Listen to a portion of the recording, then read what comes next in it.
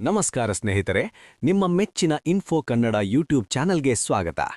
ಇಂದು ನಾನು ನಿಮಗೆ ಒಂದು ಸೂಪರ್ ಎಕ್ಸೈಟಿಂಗ್ ನ್ಯೂಸ್ ತರುತ್ತಿದ್ದೇನೆ. ಚಿನ್ನ ಮತ್ತು ಬೆಳ್ಳಿ ಬೆಲೆಗಳು ಆಕಾಶಕ್ಕೇರಿದ್ದು ಹೇಗೆ?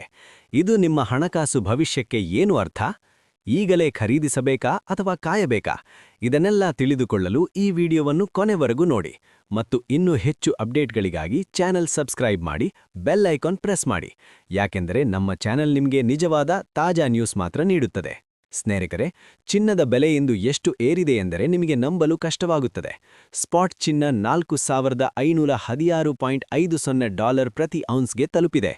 ಮೊದಲು $4,530.60 ದಾಖಲೆ ಮಟ್ಟಕ್ಕೆ ಹೋಗಿತ್ತು. ಬೆಳ್ಳಿ ಮೊದಲ ಬಾರಿಗೆ $75 ದಾಟಿ $75.14 ದಾಖಲೆ ತಲುಪಿದೆ. ಈಗ $74.82 ಆಗಿದೆ. ಇದು ಏನು ಸೂಚಿಸುತ್ತದೆ? ನಿಮ್ಮ ಹೂಡಿಕೆಗೆ ಇದು ಚಿನ್ನದ ಅವಕಾಶವೇ ಅಥವಾ ರಿಸ್ಕ್ ಇದೆಯಾ? ಈ ಪ್ರಶ್ನೆಗಳಿಗೆ ಉತ್ತರ ತಿಳಿದುಕೊಳ್ಳಲು ನೀವು ಇನ್ನೂ ಕುತೂಹಲದಿಂದ ಕಾಯುತ್ತಿದ್ದೀರಾ? ಹೌದು, ನಾನು ಹೇಳುತ್ತೇನೆ. ಆದರೆ ಮೊದಲು ಈ ವಿಡಿಯೋವನ್ನು ಲೈಕ್ ಮಾಡಿ ಮತ್ತು ಕಾಮೆಂಟ್ನಲ್ಲಿ ನಿಮ್ಮ ಅಭಿಪ್ರಾಯ ಹೇಳಿ.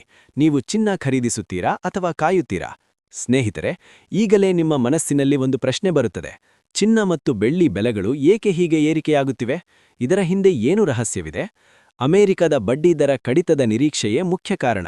ಇದರಿಂದಾಗಿ ಹೂಡಿಕೆದಾರರು ಚಿನ್ನದ ಕಡೆಗೆ ಓಡುತ್ತಿದ್ದಾರೆ. ನೀವು ತಿಳಿದುಕೊಳ್ಳಬೇಕಾದ ಮೊದಲ ವಿಷಯ, ಸ್ಪಾಟ್ ಚಿನ್ನ 0.8% ಏರಿ $4,516.50 ಆಗಿದೆ ಮತ್ತು ಅಮೆರಿಕದ ಫೆಬ್ರವರಿ ಚಿನ್ನ ಫ್ಯೂಚರ್ಸ್ 1% ಏರಿ $4,547.70 ತಲುಪಿದೆ. ಇದನ್ನು ನೋಡಿ ನಿಮಗೆ ಆಶ್ಚರ್ಯವಾಗುತ್ತದೆ. ಹೌದು, ಯಾಕೆಂದರೆ ಈ ವರ್ಷ ಚಿನ್ನದ ಬೆಲೆ 1979ರ ನಂತರದ ಅತ್ಯುತ್ತಮ ಪ್ರದರ್ಶನ ತೋರಿದೆ. ಫೆಡರಲ್ ರಿಸರ್ವ್ ನೀತಿ ಸಡಿಲೀಕರಣ, ಕೇಂದ್ರೀಯ ಬ್ಯಾಂಕುಗಳ ಚಿನ್ನ ಖರೀದಿ, ETF ಹೂಡಿಕೆಗಳು ಮತ್ತು ಡಾಲರ್ ಅವಲಂಬನೆ ಕಡಿಮೆಯಾಗುತ್ತಿರುವುದು ಇವೆಲ್ಲವೂ ಚಿನ್ನದ ಬೆಲೆಯನ್ನು ಉತ್ತುಂಗಕ್ಕೆ ಕೊಂಡೊಯ್ಯುತ್ತಿವೆ. ನೀವು ಯೋಚಿಸುತ್ತೀರಲ್ಲವೇ, ಮುಂದಿನ ವರ್ಷ ಏನಾಗುತ್ತದೆ? 2 ಬಡ್ಡಿದರ ಕಡಿತದ ನಿರೀಕ್ಷೆಯಿದೆ ಮತ್ತು ಚಿನ್ನಕ್ಕೆ ಬಡ್ಡಿ ಸಿಗದಿದ್ದರೂ ಕಡಿಮೆ ಬಡ್ಡಿ ದರದಲ್ಲಿ ಅದು ಹೆಚ್ಚು ಲಾಭದಾಯಕವಾಗುತ್ತದೆ. ಇದು ನಿಮ್ಮ ಹೂಡಿಕೆಗೆ ಹೇಗೆ ಸಹಾಯ ಮಾಡುತ್ತದೆ? ಇದನ್ನು ತಿಳಿದುಕೊಳ್ಳಲು ಇನ್ನೂ ಸ್ವಲ್ಪ ಕಾಯಿ, ಯಾಕೆಂದರೆ ನಾನು ನಿಮಗೆ ಸಂಪೂರ್ಣ ವಿವರ ನೀಡುತ್ತೇನೆ. ಸ್ನೇಹಿತರೆ, ಇದೀಗ ಬೆಳ್ಳಿಯ ಕಡೆಗೆ ನೋಡೋಣ. ಬೆಳ್ಳಿ 4% ಏರಿ $74.82 ಆಗಿದೆ. ಮೊದಲು $75.14 ದಾಖಲೆ ತಲುಪಿತ್ತು. ಈ ವರ್ಷ ಬೆಳ್ಳಿ ಬೆಲೆ ಅದ್ಭುತವಾಗಿ 158% ಏರಿದೆ. ನಿಮಗೆ ನಂಬಲು ಸಾಧ್ಯವೇ? ಸರಬರಾಜು ಕೊರತೆ, ಅಮೆರಿಕದಲ್ಲಿ ಬೆಳ್ಳಿಯನ್ನು ಕೀಲಿ ಖನಿಜವೆಂದು ವರ್ಗೀಕರಿಸಿದ್ದು ಮತ್ತು ಕೈಗಾರಿಕಾ ಬೇಡಿಕೆ ಇವೆಲ್ಲವೂ ಬೆಳ್ಳಿಯನ್ನು ಸೂಪರ್ ಸ್ಟಾರ್ ಮಾಡಿವೆ. ನೀವು ಬೆಳ್ಳಿ ಹೂಡಿಕೆ ಮಾಡಿದ್ದರೆ ನೀವು ಈಗಲೇ ಲಾಭದಲ್ಲಿದ್ದೀರಿ. ಆದರೆ ಇನ್ನೂ ಏರಬಹುದೇ? ಈ ಪ್ರಶ್ನೆ ನಿಮ್ಮ ಮನಸ್ಸನ್ನು ಕಾಡುತ್ತಿದೆಯಲ್ಲವೇ? ಹೌದು, ನಾನು ಹೇಳುತ್ತೇನೆ.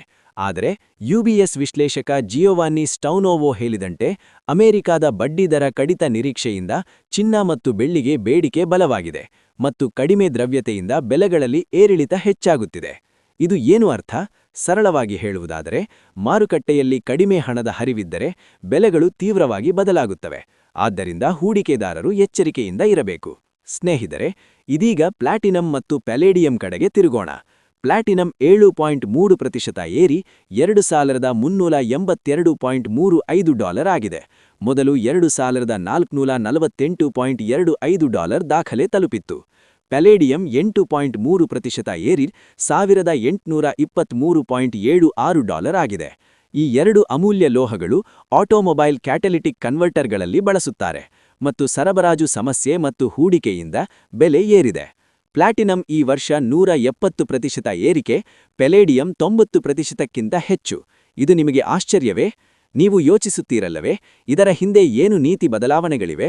ಯುರೋಪಿಯನ್ ಕಮಿಷನ್ 2035ರ ದಹನ ಎಂಜಿನ್ ನಿಷೇಧವನ್ನು ಸಡಿಲಿಸುವ ಯೋಜನೆಯಿಂದ ಈ ಲೋಹಗಳ ಬೆಲೆಗೆ ಬೆಂಬಲ ಸಿಕ್ಕಿದೆ.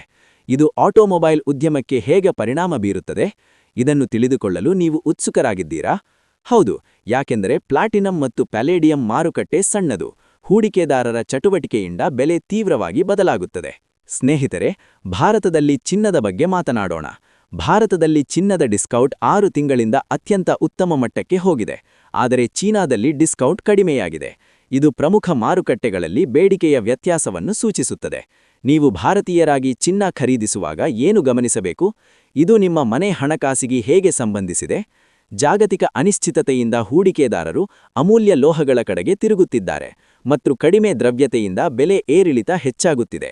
ಇಟಿಎಫ್ಗಳಲ್ಲಿ ಹೂಡಿಕೆ ಹರಿವು ಮುಂದುವರಿದಿದೆ.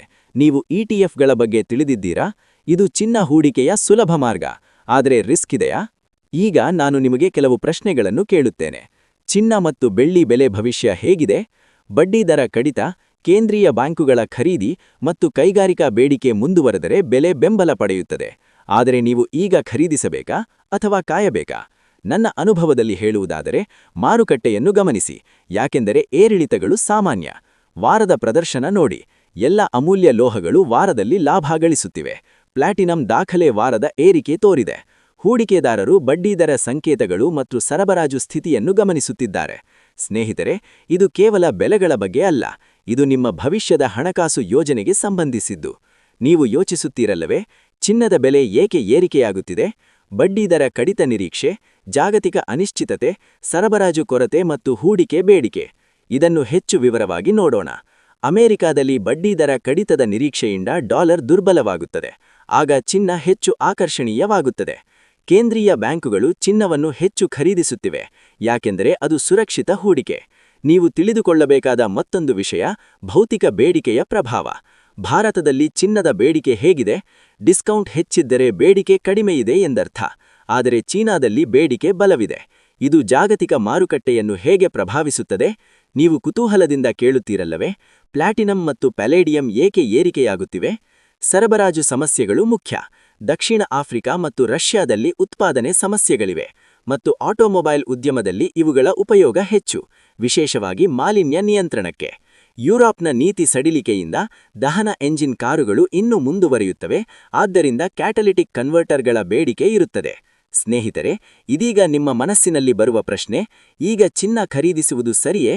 ನನ್ನ ಅನುಭವದಲ್ಲಿ ಹೇಳುವುದಾದರೆ, ದೀರ್ಘಕಾಲಿಕ ಹೂಡಿಕೆಗೆ ಚಿನ್ನ ಉತ್ತಮ, ಆದರೆ ಏರಿಳಿತಗಳನ್ನು ಗಮನಿಸಿ.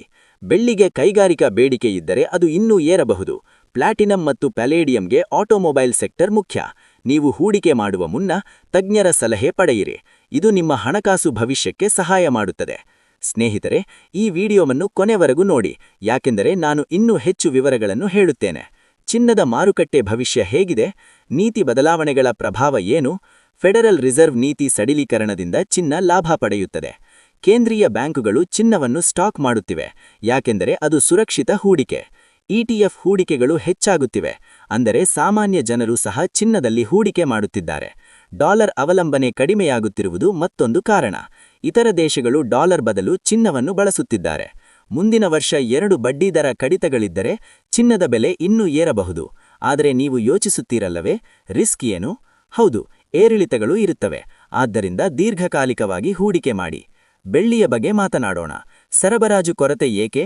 ಖಣಿಗಳಲ್ಲಿ ಉತ್ಪಾದನೆ ಕಡಿಮೆಯಾಗಿದೆ ಮತ್ತು ಕೈಗಾರಿಕಾ ಬೇಡಿಕೆ ಹೆಚ್ಚು. ಸೋಲಾರ್ ಪ್ಯಾನೆಲ್ಗಳಲ್ಲಿ, ಎಲೆಕ್ಟ್ರಾನಿಕ್ಸ್ಗಳಲ್ಲಿ ಬೆಳ್ಳಿ ಬಳಸುತ್ತಾರೆ.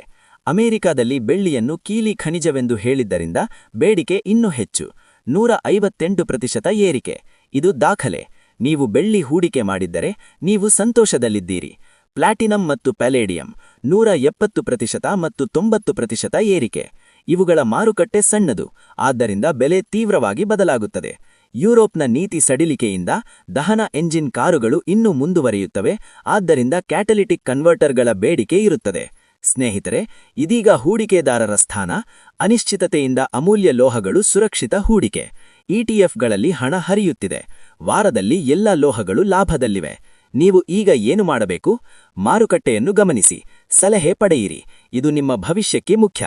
ಸ್ನೇಹಿತರೆ, ಈ ನ್ಯೂಸ್ ನಿಮಗೆ ಉಪಯೋಗವಾಯಿತು? ಕಾಮೆಂಟ್ ಮಾಡಿ, ಶೇರ್ ಮಾಡಿ ಮತ್ತು ಸಬ್ಸ್ಕ್ರೈಬ್ ಮಾಡಿ. ನಮಸ್ಕಾರ.